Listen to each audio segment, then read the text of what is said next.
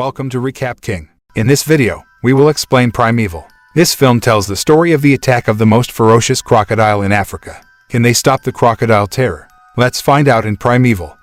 Primeval stems from an article stating that the following story is inspired by real events, which confirms that all events in this film are more or less based on the facts. Then the scene switches to a teenage boy named Jojo, who is looking at the bodies of victims of civil war. The bodies are being evacuated from mass graves and lined up in a field not far from the river. There was a deep sadness on Jojo's face as he watched the United Nations volunteers and soldiers evacuate so many bodies, which meant that many of his brothers and sisters had to be victims of war atrocities. A female officer then walked along the riverbank and began digging there, thinking she had found another mass grave. But suddenly, she felt a great vibration coming from the direction of the river. Then she was pounced on by a beast that dragged her into the water as fast as lightning. The United Nations soldiers who knew of the incident immediately opened fire on the creature, but the creature managed to dive into the water and left only a few pieces of the woman's body. News of the death due to the brutal attack of the beast is even more shocking to people around the world.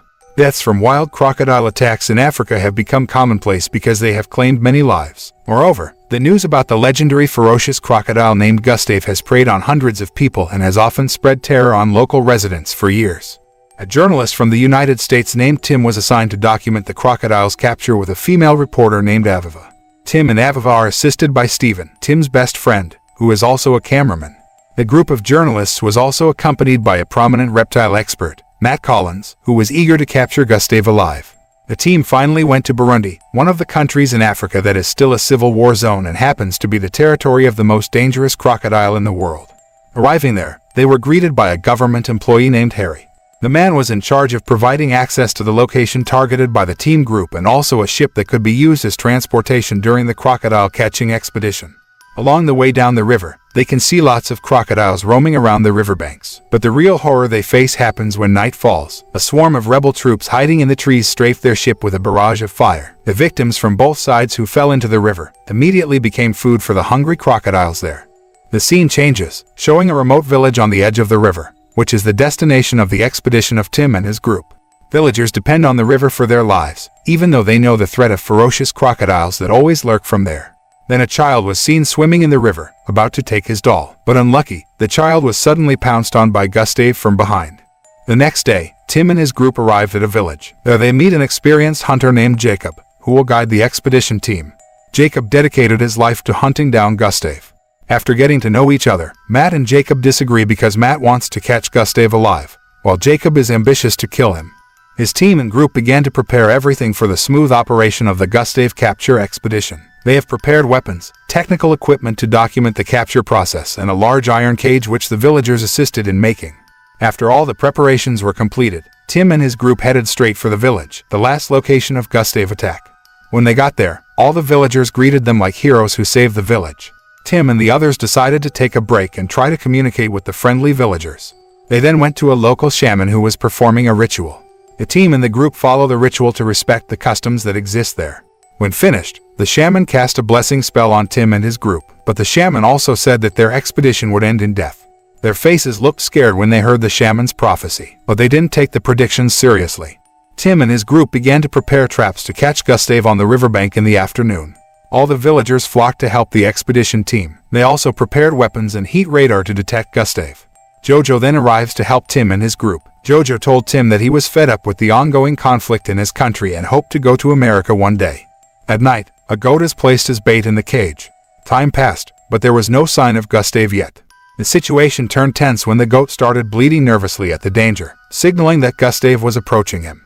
Jacob and Matt have armed themselves, and Matt manages to shoot a radar arrow at Gustave's body, guiding the group to detect its location. The sun rose on the eastern horizon. The goat had disappeared from the barn, but there was no sign of Gustave there. Through the radar scanner, it could be seen that Gustave was hiding, not too far from their location and not moving from there. Jacob then fired a bullet into the air to wake Gustave, and the crocodile moved from its place. Elsewhere, a cameraman named Stephen is walking back to camp to store his gear. Then on the way, he catches several rebel army members capturing the villagers, including the shaman who blesses them. The militant forces then executed the shaman and other villagers ruthlessly, as if their lives had no value. Stephen was secretly recording the incident. He also realized that the terrible threat that existed in this area came from wild crocodile attacks and the massacres carried out by cold-blooded militant forces. Stephen then reported the incident to his friends, who responded with various reactions. While they were arguing about the massacre footage, Jojo was seen deliberately luring himself into Gustave enclosure. Stephen and his team saw Jojo's action through the CCTV camera, immediately ran towards the river to save the boy. Gustave finally came, but was not provoked into the cage. The crocodile even pushed its cage into the water, which threatened Jojo's life even more. The team and the entire military army tried to save Jojo. Jacob tries to kill Gustave with a grenade, but is thwarted by Matt, who wants the crocodile alive. Tim and the others finally manage to save Jojo. Tim and the soldiers immediately scolded Jojo because his rash actions risked the lives of many people. After the incident, Aviva returned to the camp and found a soldier stealing money from her tent. But then the soldiers managed to incapacitate Aviva and tried to harass her. But suddenly, Gustave came and devoured the soldiers brutally. Aviva would also soon become his meal if she didn't get out of there as soon as possible. Aviva managed to escape and rejoined her friends. After the camp was ravaged by Gustave's attack, Tim and his group finally discovered that the mastermind behind the humanitarian conflict in the area was Harry, nicknamed Little Gustave. Unfortunately, a military soldier confronted Tim's group at gunpoint after learning that one of them had recorded the execution that took place that afternoon. The soldiers charged at Jacob and shot him. Luckily, Jojo secretly hid not far from there and managed to bring down the soldier. The team and the group then hide so that Jacob can treat his wound. Then suddenly, Gustave came to attack them blindly. The team and their group managed to avoid the attack of the vicious crocodile by climbing onto the roof of the hut. Jacob told his colleagues that he was eager to kill Gustave because he wanted to avenge his wife, who died as the crocodile's prey. Jacob then grabs a grenade and lures Gustave out. He activated the grenade just as the crocodile pounced on him. The explosion killed Jacob instantly, but failed to kill the crocodile.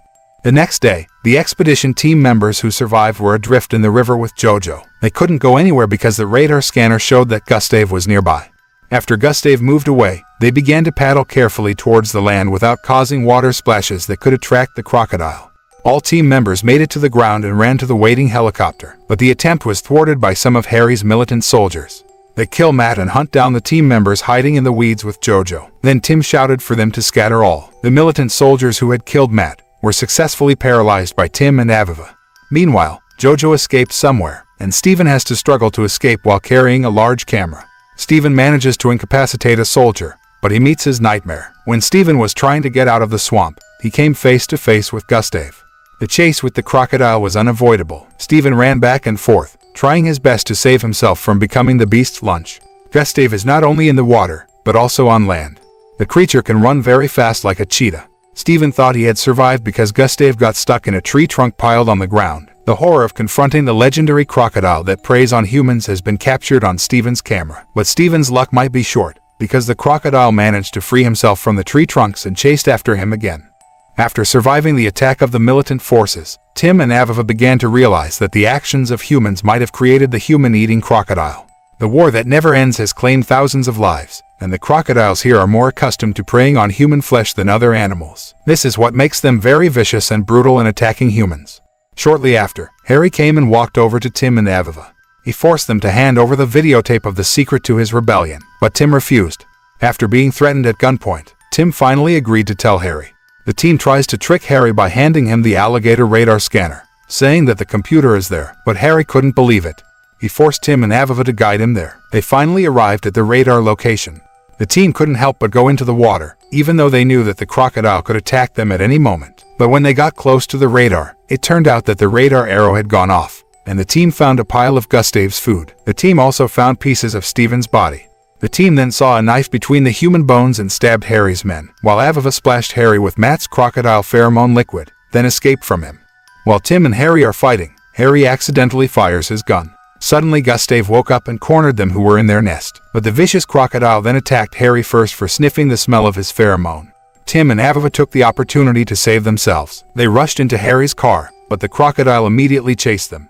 The team accelerated, then backed the car quickly, trying to throw Gustave into the river. But the vicious man-eating crocodile was strong and invincible. Tim and Aviva immediately stepped on the gas from there, leaving the crocodile roaring along with the roar of thunder. Long story short, it looks like Tim and Aviva are on an airplane to return to the United States. They also brought along Jojo, who managed to escape from the attack of the militant army.